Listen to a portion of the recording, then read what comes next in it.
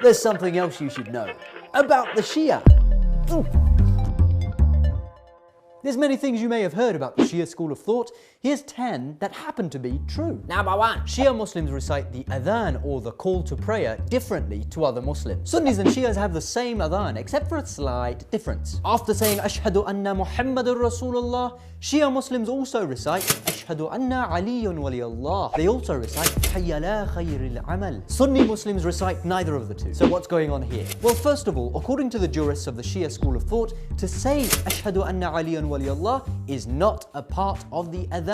Imam Ali is certainly the wali of Allah, the commander of the faithful, and the first of the 12 imams. But to recite this testimony in the adhan is not obligatory. To recite Hayya la khayril amal, however, is. And according to numerous hadith, it was recited in the time of the Holy Prophet, and it was only until the time of the second Khalif that it was omitted from the adhan. Number 2. Shia Muslims perform the wudu differently to other Muslims. Muslims everywhere perform the wudu, or the ritual ablution, before performing the prayers. Shia Muslims wash the face, they wash the arms, they wipe the head, and then they wipe the 2 feet. And this is exactly what the Holy Quran says to do. O you who believe, when you rise up to prayer, wash your faces and your hands as far as the elbows, and wipe your heads and your feet to the ankles. Number 3. Shia Muslims use a turba, one of these, when they pray. All Muslims prostrate on the ground while performing the prayers. While many place their foreheads on the carpet or on a cloth or on the prayer mat, this is not considered permissible in the Shia school of thought.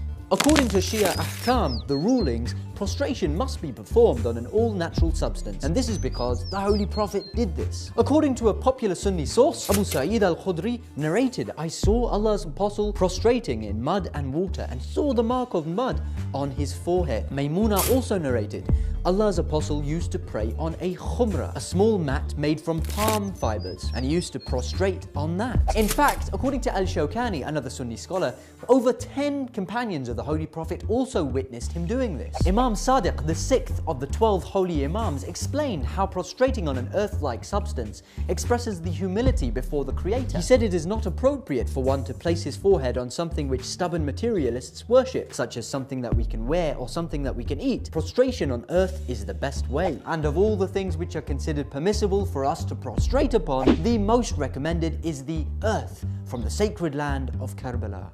Number 4. Shia Muslims absolutely love the Ahlul Bayt. Before his departure from this temporary world, the Holy Prophet said, I am leaving behind 2 very weighty things. So long as you will remain connected with them, you will never go astray after my departure.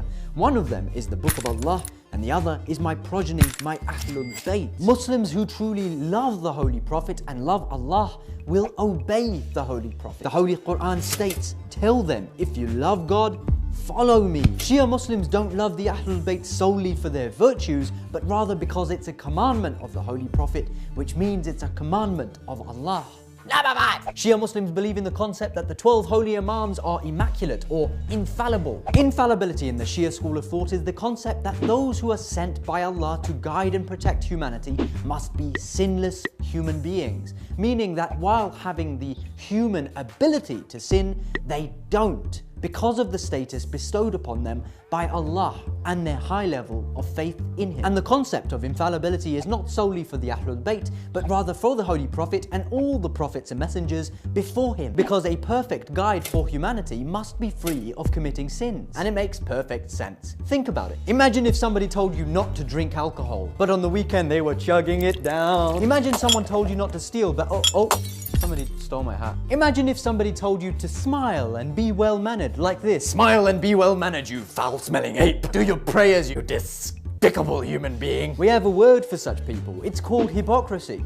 And it would totally defeat the purpose of sending a messenger to guide humanity in the first place. Number 6. Shia Muslims practice a thing called taqiyya. Anytime you try and explain anything about the Shia school of thought, there's always that one guy in the middle of the room who goes, No, don't listen. He's doing taqiyya. He lying. Taqiyya or dissimulation means concealing or disguising one's beliefs, convictions, ideas, feelings, opinions and or strategies at a time of imminent danger to save oneself for the sake of the deen from physical and or mental injury. A basic understanding of taqiyya is that you can lie to protect yourself. The Holy Quran states, whoever disbelieves in Allah except for one who is forced to renounce his religion while his heart is secure in faith. From this verse it is clear that one who is under pressure and is forced to to utter disbelief, while inside he still believes, such a person will not be punished because he's only told a lie out of compulsion. So basically, if somebody's holding a gun to your head and telling you to say that you love President Trump, you have the choice to respond to him by saying, I love Trump, to save your life. But what certain people do is that whenever logical proofs are presented to them,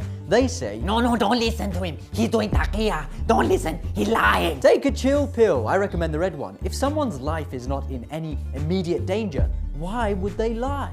Number 7. Shia Muslims visit shrines. These beautiful pilgrimages have been painted by some takfiris as though they're some sort of pagan ritualism riddled with shirk. Are there not ahadith indicating that the Holy Prophet himself would visit graveyards? According to these ahadith, did the Holy Prophet not visit the graves? The Holy Quran also speaks about erecting masjids upon graves. Number 8. Shia Islam is a political religion. If you thought that Shia Islam is a political movement, you're absolutely right. Read all about it. Imam Khomeini says anyone maintaining that religion is separate from politics has no knowledge of either religion or politics. The religion of Islam came to reform society, to lead the people of every nation to a right course. It came with laws of justice to establish peace, to govern the affairs of people, Muslims and non-Muslims alike, in the right manner and create social welfare and economic systems in order to eradicate poverty, to eradicate inequality. In fact, one of the very first things that the Holy Prophet did was to establish a government. Yet people try and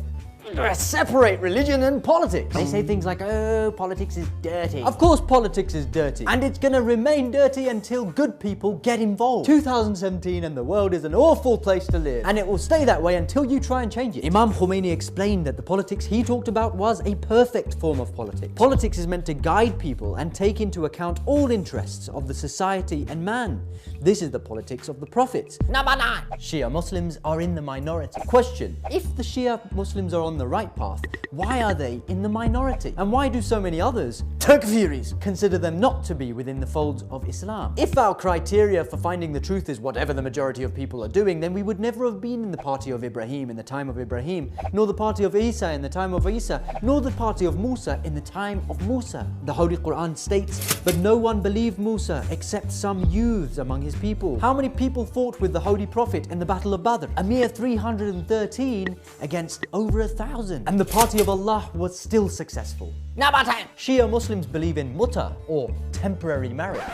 Oh, looks like we're out of time. No worries, inshallah. We'll see you next time in episode 21. This was the 20th episode of BISKIT. We've made a heck of a lot of progress, alhamdulillah. We hope you've enjoyed it so far. Inshallah, we'll see you next time for the 21st episode.